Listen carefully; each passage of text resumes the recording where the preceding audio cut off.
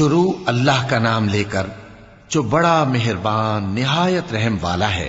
حامیم، اس کتاب کا اتارا جانا اللہ کی طرف سے ہے جو غالب ہے، دانا ہے۔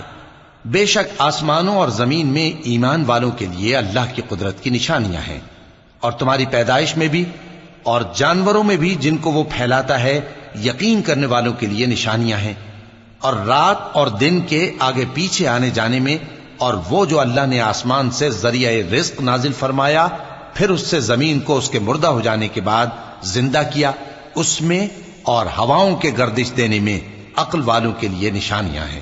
یہ اللہ کی آیتیں ہیں جو ہم تم کو سچائی کے ساتھ پڑھ کر سناتے ہیں، تو یہ اللہ اور اس کی آیتوں کے بعد کس بات پر ایمان لائیں گے؟ ہر جھوٹے گناہگار پر افسوس ہے کہ اللہ کی آیتیں اس کو پڑھ کر سنائی جاتی ہیں تو ان کو سن تو لیتا ہے، مگر پھر غرور سے ضد کرتا ہے کہ گویا ان کو سنا ہی نہیں۔ سو ایسے شخص کو دکھ دینے والے عذاب کی خوشخبری سنا دو، اور جب ہماری کچھ آیتیں اسے معلوم ہوتی ہیں تو ان کی ہنسی اڑاتا ہے۔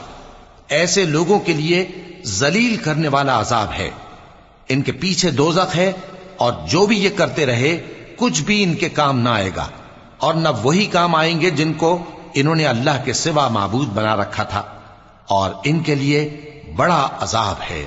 یہ ہدایت کی کتاب ہے، اور جو لوگ اپنے پروردگار کی آیتوں سے انکار کرتے ہیں ان کو سخت قسم کا درد دینے والا عذاب ہوگا۔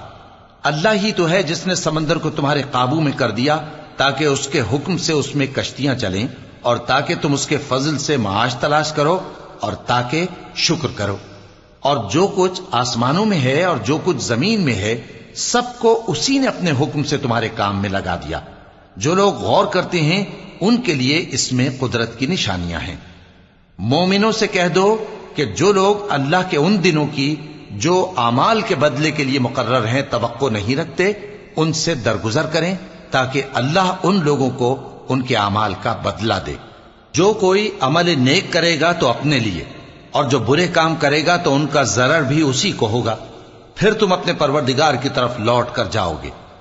اور ہم نے بنی اسرائیل کو کتاب ہدایت اور حکومت اور نبوت بخشی اور پاکیزہ چیزیں عطا فرمائیں، اور اہل عالم پر ان کو فضیلت دی، اور ان کو دین کے بارے میں دلیلیں عطا کی، تو انہوں نے جو اختلاف کیا تو علم آ چکنے کے بعد آپس کی ضد سے کیا۔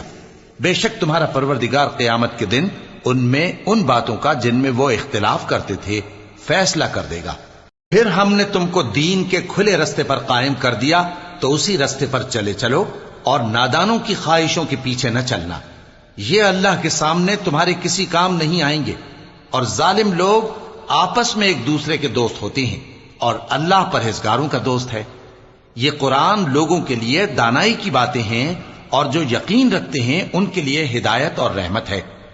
جو لوگ برے کام کرتے ہیں کیا وہ یہ خیال کرتے ہیں کہ ہم ان کو ان لوگوں جیسا کر دیں گے جو ایمان لائے اور عمل نیک کرتے رہے، اور ان کی زندگی اور موت یکساں ہوگی؟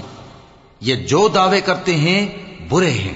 اور اللہ نے آسمانوں اور زمین کو حکمت سے پیدا کیا ہے، اور تاکہ ہر شخص اپنے اعمال کا بدلہ پائے، اور لوگوں پر ظلم نہیں کیا جائے گا۔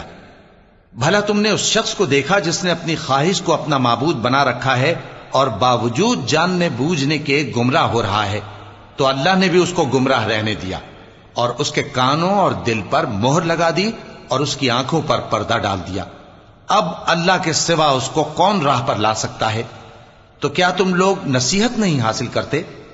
اور کہتے ہیں کہ ہماری زندگی تو صرف دنیا ہی کی ہے، کہ یہی مرتے اور جیتے ہیں، اور ہمیں زمانہ ہی ہلاک کر دیتا ہے، اور ان کو اس کا کچھ علم نہیں، محض قیاس آرائیاں کرتے ہیں۔ اور جب ان کے سامنے ہماری کھلی کھلی آیتیں پڑھی جاتی ہیں تو ان کی یہی حجت ہوتی ہے کہ اگر سچے ہو تو ہمارے باپ دادا کو زندہ کر لاؤ۔